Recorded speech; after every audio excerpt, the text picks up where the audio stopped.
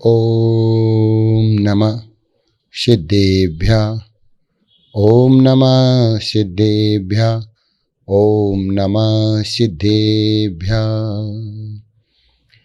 हे शारदे माँ, हे शारदे माँ, अज्ञानता से हमें तार दे माँ। हे शारदे माँ, हे शारदे माँ, अज्ञानता से हमें तार देना। ऋषियों ने समझी, मुनियों ने जानी, शास्त्रों की भाषा है आगम की वाणी। ऋषियों ने समझी, मुनियों ने जानी, शास्त्रों की भाषा है आगम की वाणी। हम भी तो जाने, हम भी तो समझें, विद्या का फल तो हमें मात देना। हे शारदे माँ, हे शारदे माँ, अज्ञानता से हमें तार देना। हे शारदे माँ, हे शारदे माँ। देवादिदेव आदिनाथ भगवान की, परम पूज्य आचार्य चक्रवर्ती आचार्य श्री शांति सागर जी महाराज की, परम पूज्य आचार्य श्री विद्यासागर जी महाराज की, परम पूज्य आचार्य श्री वसुनंदी जी महाराज की, 3 कम 9 करोड़ मुनिराजों की, अहिंसामयी जैन धर्म की। महानुभाव, हम सभी जिन शासन के नायक, जिन आगम को रचने वाले, त्याग की महान मूर्ति, जो करुणा के सागर, दया जिनके रोम रोम में भरी हुई है, ऐसे दिगंबराचार्यों का जीवन परिचय देख रहे हैं, जो बड़ी मुश्किल से मिलता है, सहजता में प्राप्त नहीं होता है। वह जैनाचारी ख्याति लाभ पूजा से बहुत दूर रहते हैं, निरंतर अपने ज्ञान ध्यान में लीन रहते हैं। विषयासा बसाती तो निरारंभो परिग्रह, ज्ञान ध्यान तपो रक्त तपस्वी सा प्रशस्यते। जो विषय आशाओं से रहित होते हैं, विषयासा बसाती, निरारंभो परिग्रह, जो आरंभ और परिग्रह से रहित होते हैं। ज्ञान ध्यान, जो ज्ञान और ध्यान में तल्लीन रहते हैं। ज्ञान ध्यान तपो रक्तस, जो तप में आसक्त होते हैं। ऐसे गुरु ही वास्तविकता में तपस्वी सा प्रशस्यते, वही तपस्वी प्रशंसा के योग होते हैं। हमने दिगंबराचार्यों का जीवन परिचय देखा, बहुत सारे दिगंबर आचार्यों, लेकिन उसमें भी बहुत आचार्य अभी भी बाकी हैं, जिनको ना हम नाम से जानते हैं, ना उन्हें जीवन परिचय से जानते हैं। ऐसे ही एक महान आचार्य, आचार्य वीरसेन स्वामी, वीरसेन आचार्य, जिन्होंने धवला सतखंडागम की टीकाएं लिखी। जब उनसे कोई पूछता है कि इस प्रश्न का उत्तर क्या है, तो वह बोलते हैं गौतमो पुच्छे, इस प्रश्न का उत्तर मुझे नहीं मालूम है, गौतम से पूछिए। वह अपने गुरु का वाक्य बोलते हैं, वह बोलते हैं वीरसेन आचार्य ऐलाचारी जिब्बा ना हिल्लज्जई। वह अपने आचार्य ऐलाचारी का बोलते हैं कि ऐलाचारी का शिष्य वीरसेन कभी अपनी जुब्बा नहीं हिला सकता। जो जिनागम में नहीं लिखा है, जो शास्त्रों में नहीं लिखा है, उसके लिए हम एक शब्द भी नहीं बोल सकते हैं। ऐसे आचार्य वीरसेन स्वामी, जो स्वयं गणित, न्याय, ज्योतिष, व्याकरण आदि विषयों में भी जो प्रकांड विद्वान थे, जिनको महान गणितज्ञ बोलते हैं। गणित के इतने बड़े बड़े सतखंडागम जैसे महान ग्रंथ की टीका लिखते समय उन्होंने बहुत सारे प्रश्नों के हल किए, उत्तर, उन्हें प्रश्नों को हल करके उनके उत्तर दिए हैं, इतने जटिल जटिल, जो आज की परिभाषा में तो कोई उन्हें जानता भी नहीं है।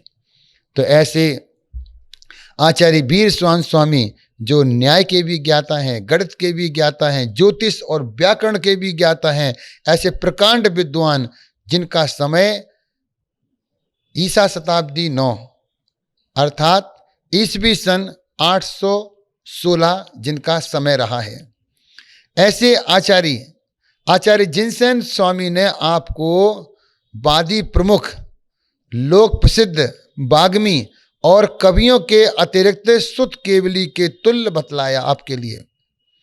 जिनसेन जी आपके शिष्य हैं। उन्होंने अपने गुरु की परिचय देते हुए कहा कि ये आदि प्रमुख, वादी प्रमुख, लोक प्रसिद्ध वाग्मी और कवियों के अतिरिक्त उन्हें सुत केवली के समतुल बतलाया। आपका ज्ञान इतना अपार ज्ञान था, इतना अपार ज्ञान था, आप एक समुद्र के समान थे। आपके गुरु का नाम आचार्य आर नंदी जी। आप वादी प्रतिवादी भी थे, इसलिए आपको प्रज्ञासमण, कवि चक्रवर्ती और कलिकाल सर्वज्ञ अर्थात इस युग के आप प्रथम कलिकाल सर्वज्ञ, जिनके पास में हर प्रश्नों का उत्तर समाधान रहता है।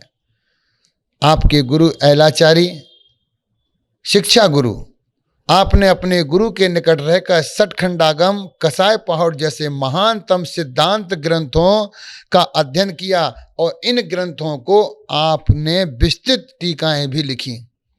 इनके शिक्षा गुरु ऐलाचारी और दीक्षा गुरु आर नंदी महाराज। ऐलाचारी कौन थे, इनका थोड़ा सा परिचय देते हुए कहते हैं, बप्पदेव के पश्चात कुछ वर्ष बीत जाने पर सिद्धांत शास्त्र के रहस्य के ज्ञाता ऐलाचारी हुए हैं। अर्थात बप्पदेव महान आचार्य हुए जो वादी प्रतिवादी रहे हैं और उनके बाद में जो सिद्धांत के रहस्य के जो बहुत बड़े ज्ञाता थे, उनका नाम ऐलाचारी था। आपकी कुल आयु 80 वर्ष, यानी आपकी 80 वर्ष की उम्र में समाधि हुई। आपके शिष्यों में आचार्य जिनसेन स्वामी, जिनको आपने आचार्य पद से विभूषित किया, ऐसे जिनसेन आचार्य आपके शिष्य रहे हैं। आपकी प्रमुखता से 2 रचनाएं मिलती हैं, जिसमें से एक धवला टीका है। यह एक रचना है, एक ऐसी रचना है जिसमें 17,000 श्लोक प्रमाण प्राकृतिक और संस्कृत मिश्रित भाषाओं में मणि प्रवाल शैली में इसमें सठखंडागम के 5 खंडों की सबसे महत्वपूर्ण टीका दी है। आपने यह टीका विक्रम संवत 738 कार्तिक शुक्ला 13 सन 816 बुधवार को आपने यह पूर्ण की। बुधवार के दिन समाप्त की थी। उस समय राजा अमोघ वर्ष प्रथम का शासनकाल था। उनके शासनकाल में आपने यह धवला टीका सठखंडागम रूपी आपने किया।